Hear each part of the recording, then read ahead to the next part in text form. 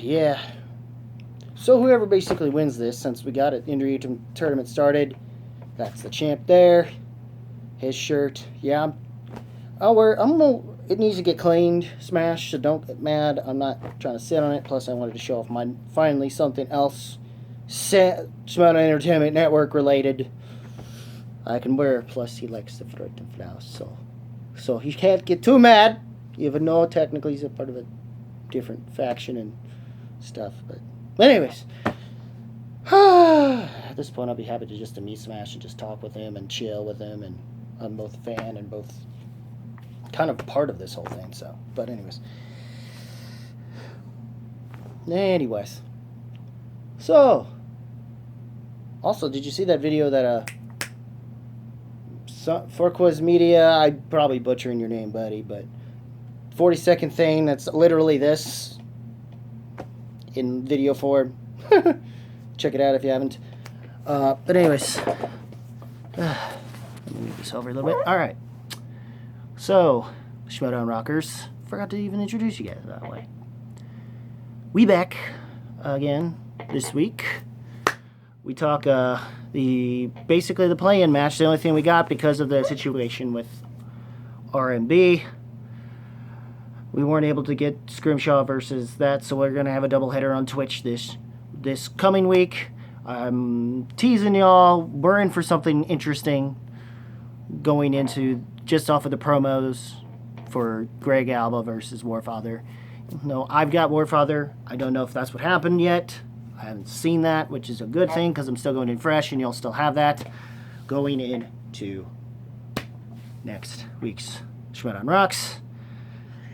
Eventually, I'll get back to the music stuff, and speaking of Smash, I'll eventually get to the Black Sabbath thing. I might have it Wednesday. I might. I'll probably try to do a doubleheader of both those records, since technically they did come out in the same year. So, that's probably what I'll do with that, so. Anyways. And I might try to do it in here instead of in the car. Sorry for the air conditioner. Also just cleaned up yesterday for my niece's birthday, where I finally got my acoustic back that I had been using for a while, and that's going to be hers, but apparently she's not able to take it and practice it at her place because we're afraid that everyone else is going to get in and break it. So, which sucks because she wanted to practice it every day, and that's hard to do if she's not here to practice with that. So, but I know things have gotten a lot better with that. So that's enough of me. You're here to talk about the match, the only match we did get a chance to all of us to see, yet alone on Thursday. Well, we're getting two Intergeekdom matches played out like normally now, it seems, going into this coming week, and then we're going to have, so Schmoedown's sort of back up and running, but in a fan league-ish kind of way. So, guess if you're used to that, you're used to those, or something of that nature. But yeah, I kind of had Bandit going into this anyway, given the Lord of the Rings matchup. So, because especially since they had chose to release that exhibition. And kind of am bummed with what happened there, but not too bummed, because, I mean, we all knew Parker was going to have it if Smasher wasn't. So, but we were surprised to see Smash not do as well as he did in that matchup, which sucks, personally, to me, but it's exhibition, I can't be too mad, and plus Dungeon did come out with a win anyway, so I can't get mad. If anything, it just further hypes Parker more going into, and Goddard knows he's in for something when it comes to Lord of the Rings. He knows better than that, and if he's going to have to get Lord of the Rings, he needs to make sure it's going to be luck with that one on his end, because there's no way Parker ain't ready for that. I mean, he used to be called a hobbit in the family, so yes, of course he's going to win it. everyone has Parker going into it. Everyone most fans who've been in the fan leagues, or the minors, I guess, some people will say. And that's what's going on with that. So I can't wait to talk about that, to eventually get into that.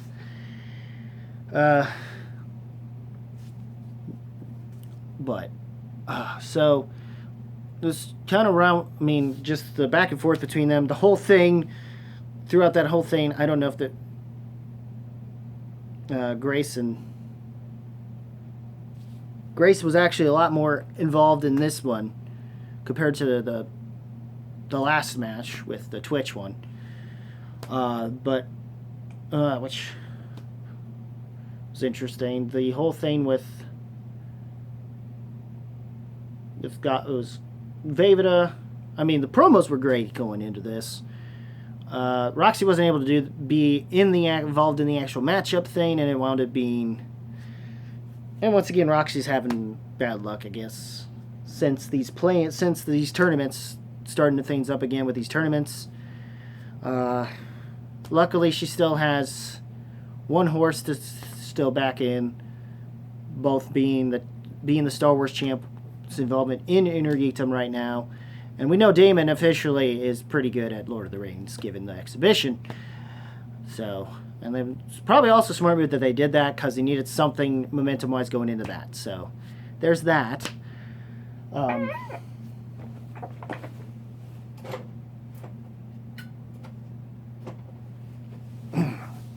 Better lighting, I think, a little bit. So, you know what? I have a hat here. Why not wear it? So, yeah. Going into that, apparently he's been undefeated so far within the matches he's had in teams, and with already in 2 divisions within teams, and singles already, even though only 1 match with that, going with just RB3, his match with RB3 just going into this. And he's had perfect rounds, I think, in every match. I don't know if I can't remember. I kind of forgot if he didn't in the last one against the Real Rejects. Not sure if that did work out on. I think he did. He at least did. But in terms of, and then Kate's doing her thing. That was funny with the house, and those promos were finding ways to make it still work. With the promos and stuff is nice. Which you're going to be in a treat for those who get to see the last few moments we have with R&B in the Schmoedown for the time being, until they find a replacement, which I'm guessing Ken will be more likely a fill-in until for some reason Jade Washington does wind up giving what he's said on Twitter about it. Not to mention he wants that pimp coat. Because technically it may as well be a pimp coat. He wants that, and he wants to wear that, and he's probably going to wind up wearing the Infinity Gauntlet on top of it. He may as well call him the Mad Titan instead of the Urban Gladiator at that point. Which, I'm not against it. Jan pimp coat. I mean, come on. With that and the Infinity Gauntlet, of course he's going to, in the nerdiest way possible, he could make even Cat Williams jealous, or at least the character he voiced in King of the Hill that introduced us to the character of Luann, and rest in peace Brittany Murphy on that. But regardless of that little rant there, I've sort of did Bandit Brigade. Some of you don't know, I wound up eventually finally giving him a page there, at least through his movie review page, and that whole thing was different. Not as smooth as what I got out of Smets, but which given he was more involved in fan leagues, he may as well have just been just as much fan, so that works itself out in terms of dynamics there. Ben is just all business. Which is why I'm glad I was able to do what I normally do about it and make sure I have plenty enough admins so at least some other people can catch up on things I'm not able to keep up on. So I can still do what I do here. Stuff like that. But anyways, this first time Ben didn't get all his answers, but I think he only missed one. if I'm not mistaken. Might have missed 2, but within the first round. I think he spun... I think both wound up with opponent's choice. Ben was a little more favorable, but we wound up eventually getting to the point where I think he wound up getting pretty far ahead with whatever it was, the category was, and I think he wound up taking a couple steals from Jim, from Vejvoda. Apparently goes by Whiskey Man. The third round, he had to answer a few... I think he was able to get all the points up until, I think it was at least 7-point lead. Either way, he would have had to have still needed to answer his 5 regardless, just to even get out of TKO range. And unfortunately was not able to. And Goddard once again still remains undefeated now in 3 leagues. Bandit Brigade's pretty happy, as considered somewhat of a loose member, I'd say, or fair weather, I think is the right term. Compared to how I am with Smash. Good on him. Under even the dungeon, which is where this whole playing match is whoever wins this was going to have the right to face him. He's not really worried about any pressure. He's expected to lose against Parker, because Parker's probably going to be the favorite, and he's expecting it. He knows it, and he's played, unless from the Lord of the Rings exhibition match, he accepts it, because he's seen firsthand himself.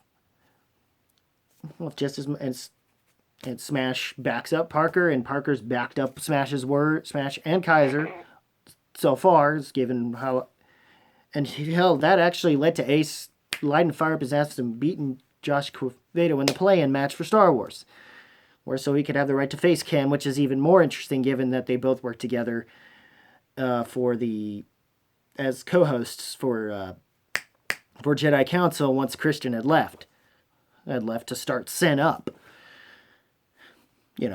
So that makes an even more interesting thing, especially for possible promos. We'll see. And he's got some swag going on, and he's proven himself. He might be a sleeper. Ace will probably be for that Star Wars tournament, I'll tell you that. But if I hadn't already talked enough about it in my last one. But anyways, overall, guys, I enjoyed this. And plus, the Den I think through this and having a TKO, I think they've wound up getting themselves back in second place, or they now officially are tied with Swag for second, and it's just a matter of who's going to finally find a way to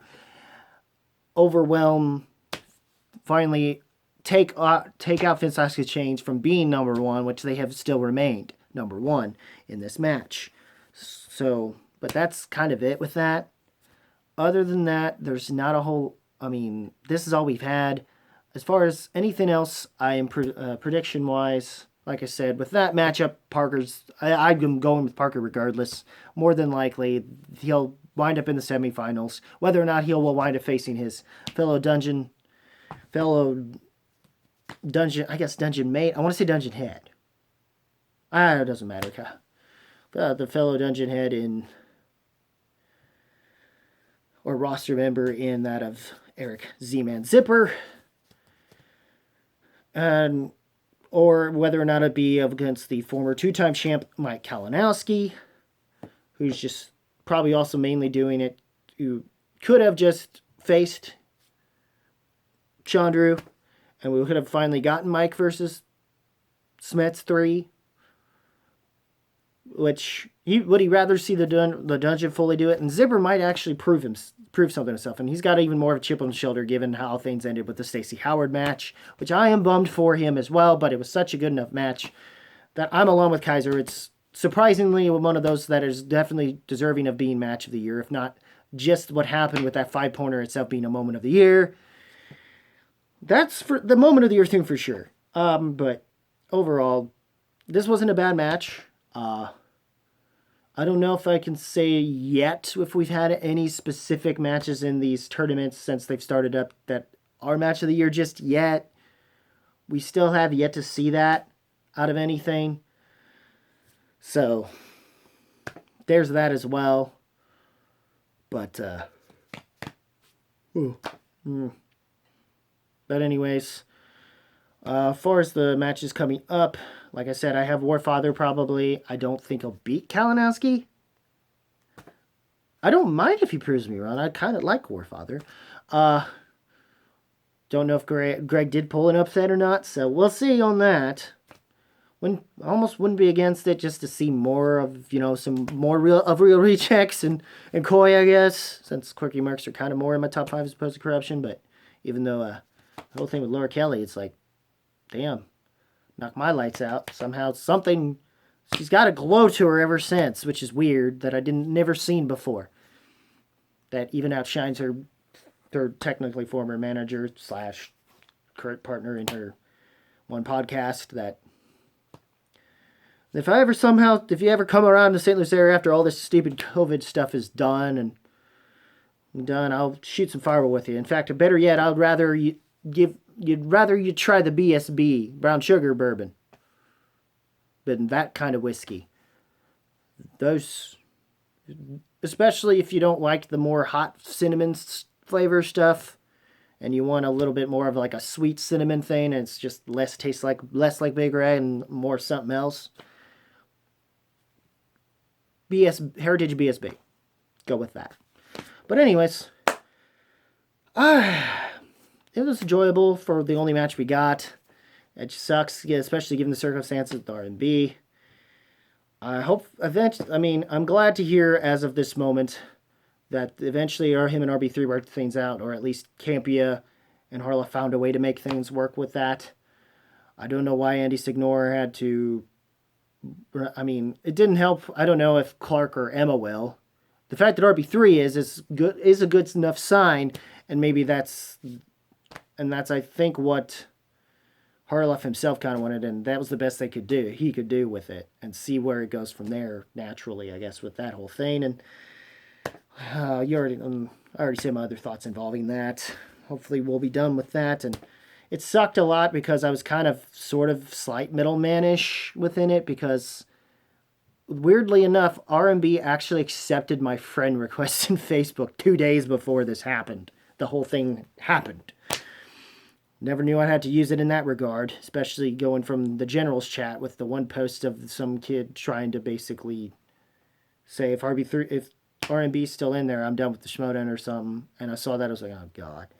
I had to basically send that to R&B and basically tell him, I think you need an apology. And when he did finally have it ready and uploaded, he immediately sent me the link to his apology. I didn't even know he had it up. I didn't even check in the YouTubes by that point. Since the chat was going, for generals, were probably going crazy and having to fight through that shit. And I was more upset because I wanted to see more with that in the Hannah dynamic. I don't know if we do get that, though, with the Hannah Saul match. Because I want to see how that does play out. And I hope that is in there. At the very least for that match. I'm not expecting it for the follow-up matches for Hannah, though. Mainly, though not saying that he won't advance, I'm expecting him to. As Smets is expecting him to, since he used to study with them, but he's weirdly wanted to cut off ties with her and Janine, and I don't know why. Still don't. I don't know if he just did it just to make people want to hate him more, because that's the thing. Most people don't like him as much anymore. At least, there was a semblance that they kind of did, but now that's completely gone. Even though more people were more interested in seeing Chandru as a heel. And now they're like, damn. So, we'll see how that goes with that. Him and Saul. Don't know if Saul will do as well. Wouldn't mind Saul giving him enough of a run for his money that it makes us see that he does well enough that people want to see him come back into Innergeekdom, or at least has in a Schmoedown match in general, which is what I'm hoping for at least Saul to do, if anything at all. And you know what, Saul, given certain things that have happened over this whole thing, and a certain thing I've heard involving a certain someone, given how our things have happened in the chat, and sorry for the lashing, and you know what, go ahead and have her. Gonna leave it at that.